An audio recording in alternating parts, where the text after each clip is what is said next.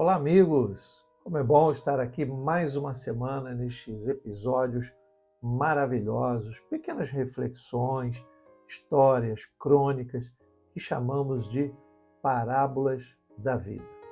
É o momento de pararmos um pouco a correria dos nossos dias e meditarmos sobre diversos pontos de vista, mas com base bíblica, para entendermos ou procurarmos entender um pouquinho mais do que a palavra de Deus, do que a sabedoria de Deus pode nos fazer perceber.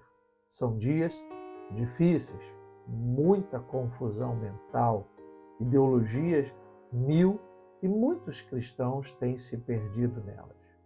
Bom, mais uma semana que nós vamos trazer uma reflexão, pequena reflexão, que pode nos ajudar a nos posicionarmos melhor quanto às questões do nosso dia a dia.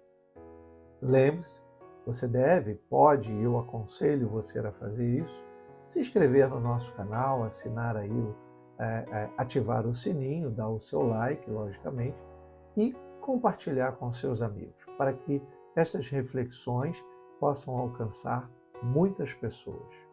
Hoje, nesta semana, nós vamos trazer a reflexão que tem por título Síndrome do Tudo Posso.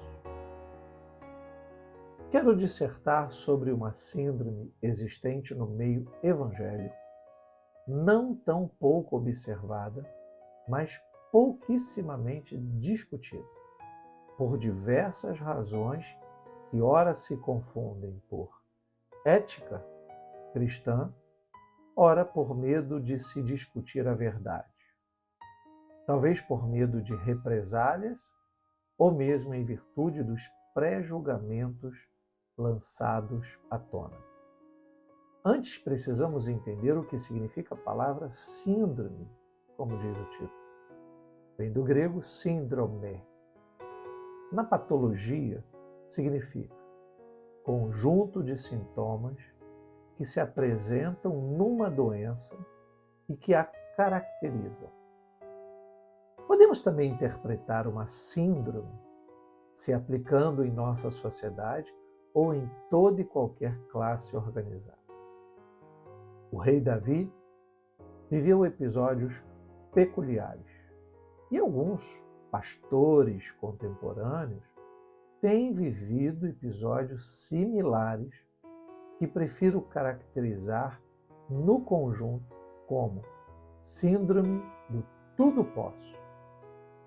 Esta síndrome consiste em copiar, em alguns casos involuntariamente e em outros propositalmente, certos sintomas apresentados no decorrer da jornada do rei Davi, que mesmo sendo homem segundo o coração de Deus, pecou e pecou gravemente, desagradando o coração do Pai.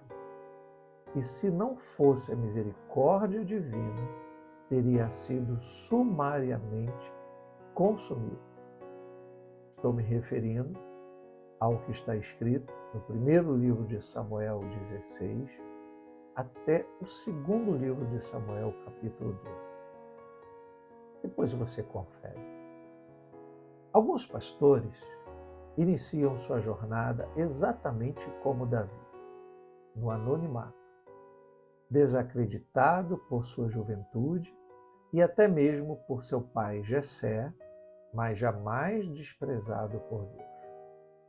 Começam como pastorzinhos de ovelhas berrantes que precisam ser conduzidas pelo cajado rígido. Nesse momento, é demonstrada toda a submissão ao Pai.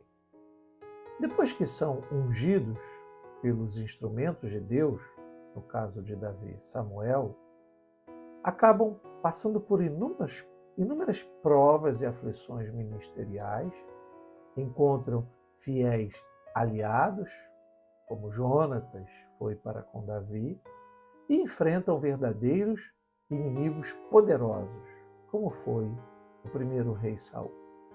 Porém, Deus os sustenta pela fidelidade de sua palavra e pelo seu propósito específico, Afinal, foram tirados do anonimato pelo próprio Deus, nos casos em que o chamado realmente existiu, como foi o caso de Davi, e não nos interesses políticos, financeiros sobrepostos muito comuns atualmente.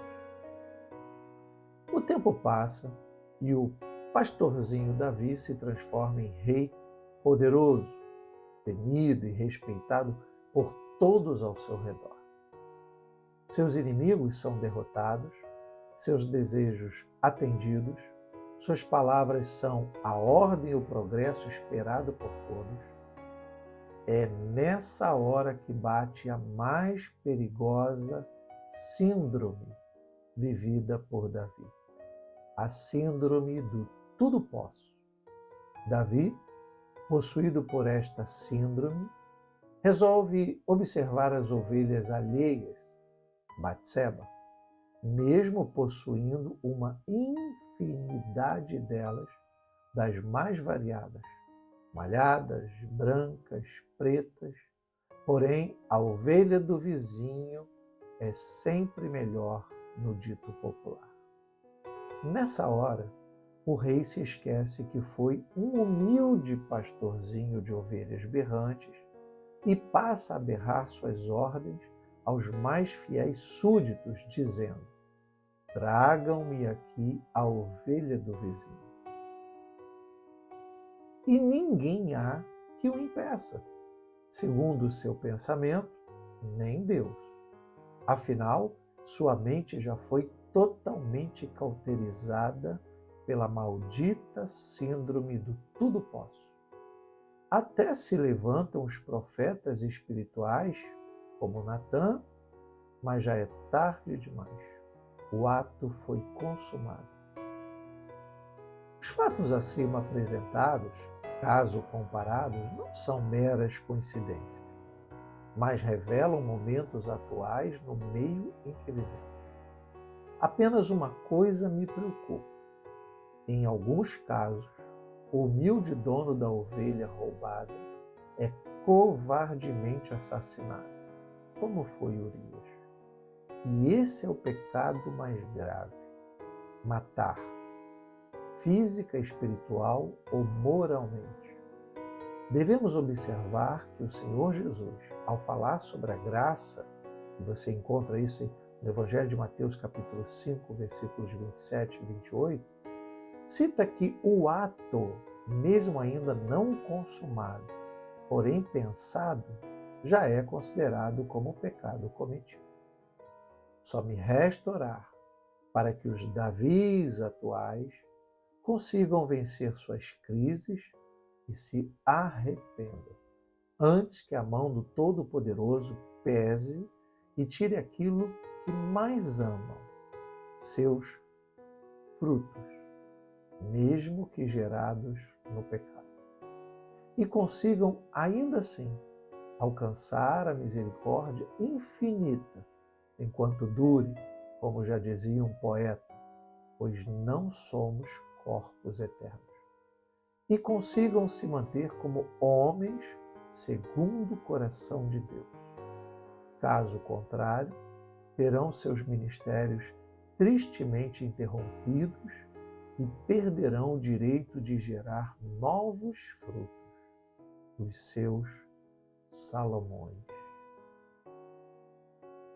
Queridos, não desejando acrescentar, porque esta reflexão já nos faz entender muitas coisas, mas devemos estar atentos, porque esta doença, a síndrome do tudo posso, pode alcançar qualquer um de nós.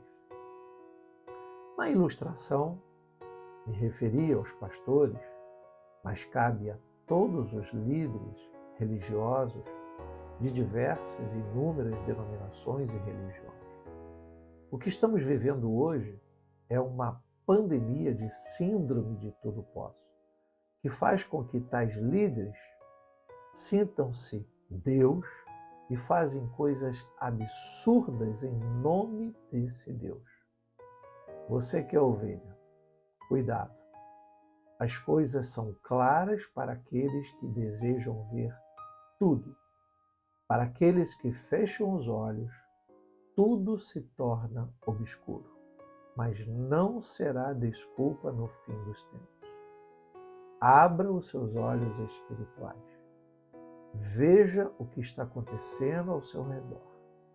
Há hoje muitos que foram chamados na simplicidade e no princípio dos seus ministérios, que já se esqueceram de Deus há muito tempo. Atraem milhares e milhões de pessoas em suas redes sociais, mas estão doentes com a síndrome do tudo posso. E tudo o que desejam fazer, fazem, porque pensam e agem como se tudo pudessem fazer. Fujam desses. Guarde a sua vida para o Senhor. Busque homens e mulheres de Deus que se entregam ao Evangelho, que pagam o preço do Evangelho, que carregam a sua cruz e temem a Deus. Fujam das teologias de prosperidade.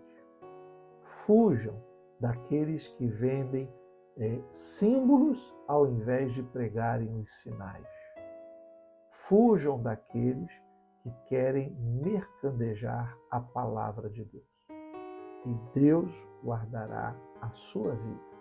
Eu creio. Até a próxima semana, se Deus quiser. E que esse Deus maravilhoso te abençoe rica e abundantemente. Até lá.